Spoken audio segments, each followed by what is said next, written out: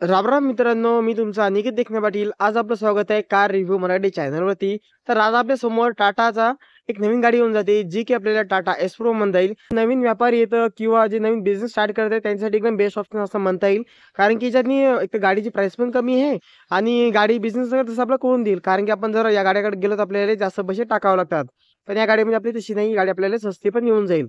आणि सध्या तर दिवाळी वगैरे पण चालू आहे, ऑफर वगैरे म्हणजे आपल्याला मिळू शकते, त्या म्हणजे ऑफर वगैरे याच्यात भेटू शकते. तर मित्रांनो, आज आपण नाही का याच गाडीचा रिव्ह्यू करणार आहोत. तर हा आपल्यापाशी येऊन जातो पेट्रोल मॉडेल आहे. त्यामध्ये इलेक्ट्रिक आणि सीएनजी अचूक हे 2 मॉडेल पण मिळून जातात. तर तुम्ही इलेक्ट्रिक आणि सीएनजीचा पण व्हिडिओ वगैरे बघायचा असेल तर मला कमेंट करसाल. आपण नक्कीच त्याचा आपण व्हिडिओ करूया. तर आता आपण स्टार्ट करूया आजच्या व्हिडिओला. तर आपलं बोलूया इंजिन सिस्टीमबद्दल आपल्या गाडीमध्ये जी आपल्याला 694 सीसीमध्ये आपल्याला एमपी F5 BX6 आपल्या इंजिन जाते, जे की आरडीआर 4 स्टॉकचं आपल्याला वॉटर कूलंट इंजिन मिळून जाते गाडीमध्ये. ज्याला पॉवर काढून देईल आपल्याला 30 bhp आणि टॉर्क वगैरे बोललो आपण ते 55 न्यूटन मीटर संघ आरामात मिळून जाईल. त्या संगच जे गाडीचं टर्निंग रेडियस म्हणता येईल ना, ते आपल्याला 37-50 मध्ये आपल्याला मिळून जाईल. आणि जे पेट्रोल टँक वगैरे म्हणता येईल ना, ते आपल्याला 10 लिटरमध्ये आपल्याला आरामात मिळून जातो. त्या संगच आपण जर बोललो आपल्या गाडीच्या मायलेजबद्दल, तर कंपनी क्लेम मायलेज आपल्याला म्हटलं जाते की 15 ते 16 पर्यंत आहे. पण हे आपल्या चालवण्यावरती आपण बघू शकतो की कमी पण मिळू शकते किंवा जास्त पण आपल्याला मिळू शकतो.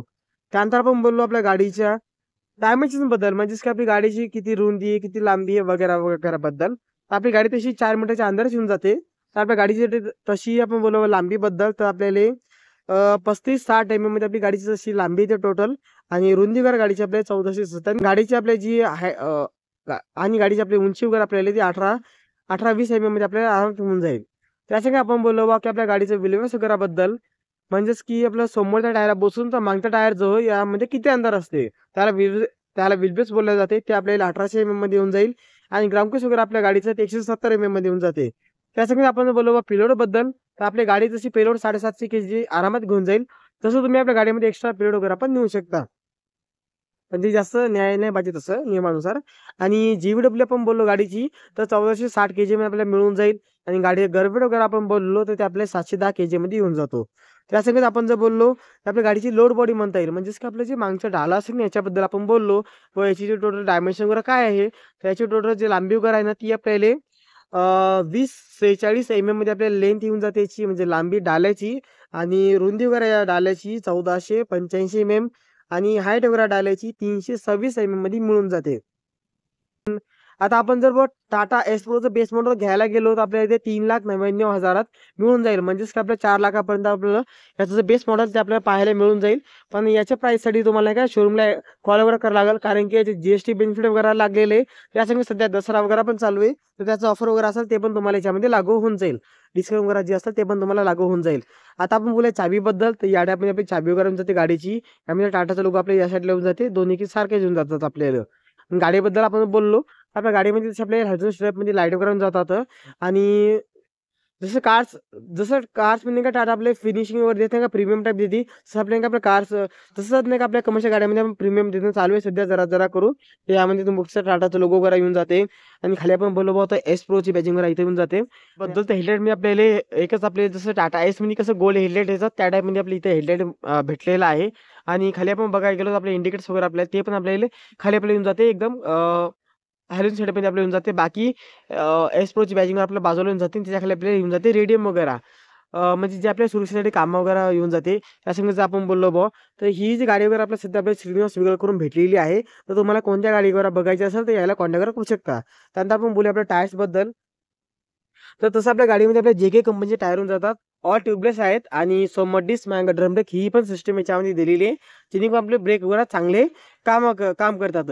आणि त्यानंतर आपण जर बोललो जे टायर साईजबद्दल, तर 145R12 इंचेसचा आपला टायर होऊन जातो, जो की LT सेक्शनमध्ये आपल्या म्हटल्या जाते. आणि यामध्ये हिचं सस्पेन्शन वगैरे पण पूर्ण आपल्याला अलग टाईपमध्ये येऊन जाते. असं नाही की बाबा जुन्या चेसिसवर हिला असेंबल केलेलं आहे का, असं नाहीये. बाकी बॅटरी वगैरे आपल्या Amronची होऊन जाते. लॉक ऑन वगैरे इथून करू शकतो आपल्याला. आणि जे इंडिकेटर्स वगैरे असतात ते आपल्याला वरती मिळून जातात. आता आपण बोलू की डोर्सवरती, तर डोर्सवरती आपल्याला लॉक ऑन वगैरे इथून जाते. बाकी जे कंट्रोल वगैरे येऊन जातात आपल्याला, त्याचे जे कंट्रोल वगैरे जे असतात आपल्याला ते खाली येऊन जातात. आपल्याला समोर ऑन करायचं असेल तर तुम्ही याला आरामात करू शकता. गाडीमध्ये जसं आपल्याला नाही का फुल्ली डिजिटल मीटर वगैरे मिळून जाईल, तर त्यामुळे नाही का सगळी इन्फॉर्मेशन वगैरे, टेम्परेचर, फ्यूल वगैरे जे काही असलं ते आपल्याला नाही का स्क्रीनवरती दिसायला मिळून जाईल. ते जुनी सिस्टमवर आपल्याला तशी मिळत नाहीये. त्यासंगत आपण बोलूया आपल्या स्टेअरिंग बद्दल. तर आपल्या इथं टाटाचा लोगो दोन्ही साईडला हॉर्न वगैरे मिळून जातात आपल्याला. आणि जे हेडलाईटचे काउंटर वगैरे ते आपल्याला या बाजूला येऊन जातात. हेडलाईट इंडिकेटर्स वायपर वगैरे आपल्या इथे येऊन जातात त्याचे काउंटर आपल्याला. बाकी आपल्या गाडीमध्ये आपल्याला 4 स्पीड ट्रान्समिशन म्हणजे जसं की 4 गिअर आपल्या गाडीमध्ये येऊन जातात. आणि केंद्रात आपल्याला रिवर्सवाला गिअर. तर आपल्या गाडीच्या गिअरबॉक्स सिस्टीम बद्दल आपण बोललो तर याच्यामध्ये आपल्याला गिअरबॉक्स मध्ये आपल्याला येऊन जाते TA59 म्हणजे SK49 आपल्या या टाईपचा गिअरबॉक्स वगैरे येऊन जाईल गाडीमध्ये. तुम्ही एक्झॅक्टली नाही का आपल्या स्क्रीनवरची शो वगैरे बघत आहात. त्यानंतर आपण बोललो गाडीमध्ये आपलं इको मोड वगैरे पण येऊन जाते. तर तुमची गाडी एमटी वगैरे असेल म्हणजे जसं की खाली चालत असेल तर तुम्ही नाही का याला इकोमध्ये लावून नाही का गाडी आपली पॉवर वगैरे कमी घेईल आणि मायलेज वगैरे आपल्याला चांगला मिळू शकतो. त्यानंतर आपण बोललो म्युझिक सिस्टम वगैरे तुम्ही इथं लावू शकता. आपल्या जागा दिलेली आहे गाडीमध्ये. बाकी आपल्या कॅबिन नाही का आरामात नाही का एक जण आराम होऊ शकतो. दोघं जण कम्फर्टेबल बसू शकतात. पण तिघं जण जर म्हटलं ना तर गाडीमध्ये बसायला खूप प्रॉब्लेम नाही, कारण की इथं आपल्या जागावर नाही, हे एकदम खाली जागा दिलेली आहे. बाकी आपल्या इथं जे हँड वगैरे असते ते आपल्याला मिळून जाईल. आणि फर्स्ट एड वगैरे जे असतं आपल्या याच्यामध्ये दिलेली आहे आपल्याला, जे आपल्या सुरक्षेसाठी कामं पडेल. म्हणजे कधी कामं पडली तर, म्हणजे कामावर तसं पडणार नाही पण कामं वगैरे पडली तर. आपल्या डाल्याबद्दल तर याच्यामध्ये तुम्हाला सांगायचं मी याचे टोटल डायमेन्शन वगैरे त्याबद्दल. आणि आता मुलं या बाजूला बघ एक्सप्लोरची बॅजिंग आपल्याला हर एक जागी दिलेलीच आहे. लोक वर येऊन जाते आपल्याला. सगळ्यात पहिले आपण बोलूया याच्या लाईट्स बद्दलच. ते आपले ब्रेक लाईट, रिफ्लेक्टर, इंडिकेटर्स वगैरे इथे येऊन जाते. रिडीम वगैरे इथे या बाजूला येऊन जाईल आपल्याला. आणि टाटाचे लोगोवर असते ते प्रॉपर इथे दिलेले आहे गाडीमध्ये. 3 हुकवर येऊन जातात पाठीमागं. आणि आपल्याला इथं नाही का आपल्याला जे 2 पार्किंग सेन्सर वगैरे असतात ते पण आपल्याला दिलेले आहेत पार्किंगचं. आणि रिव्हर्समध्ये गाडी घेण्यासाठी आपल्याला रिव्हर्स लाईट वगैरे इथं दिलेले आहेत. आणि गाडीचा सायलेन्सर वगैरे असेल तो आपल्याला येऊन जाते या बाजूला वरती. म्हणजे याला डॅमेज वगैरे होण्याचे चान्सेस एकदम कमी होऊन जातात. साईडनं असलं किंवा पाणी वगैरे नेते माणूस कधी गाडी तर ते खराब व्हायचे चान्सेस वाढतात. तसे पण हे असं असलं तर काही टेन्शन घ्यायचं काम नाहीये. बाकी तुम्ही ज्यामुळे प्रोटेक्शन वगैरे लावायचं असेल ते तुम्ही लावू शकता ग्रिल वगैरे टाईप. बाकी तुम्ही याला काय असं याला इथून ओपन वगैरे पण करू शकता. आणि आपल्या इथं डाला वगैरे होऊन जाते. त्याची टोटल कॅपॅसिटी वगैरे आपल्याला 750 kg पर्यंत आपल्याला दिलेली आहे. तसं तुम्ही याच्यामध्ये जास्त पण टाकू शकता, पण हे तसं टाका पाहिजे नाही तसं नियमानुसार. आणि आपण बोललो 2 पार्किंग वगैरे हे आपल्याला घेऊन जातात गाडीमध्ये. आणि पेट्रोल वगैरे टाकायचं तुम्ही इथून याच्यामध्ये टाकू शकता. आपल्याला इथं जागा दिलेली आहे. या प्रकारे आपल्याला येऊन जातो टाटा एस प्रो 2025, जो की आपल्याला येऊन जाते एकदम पेट्रोल मॉडेलमध्ये. तर तुम्हाला हे व्हिडिओ वगैरे कसा वाटला कमेंट करून सांगा. आणि या व्हिडिओमध्ये काही राहिलं असेल ते पण आपण नेक्स्ट व्हिडिओमध्ये कव्हर करूया. तुम्हाला अजून कोणत्याही कमर्शियल गाडीचा किंवा कारचा रिव्ह्यू करा बघायचा असेल तर कमेंट करा. आपण नाही का लवकरात लवकर अवेलेबल करण्याचा कोशिश करूया. भेटूया तुमच्या नवीन व्हिडिओत. आजच्या व्हिडिओमध्ये एवढंच.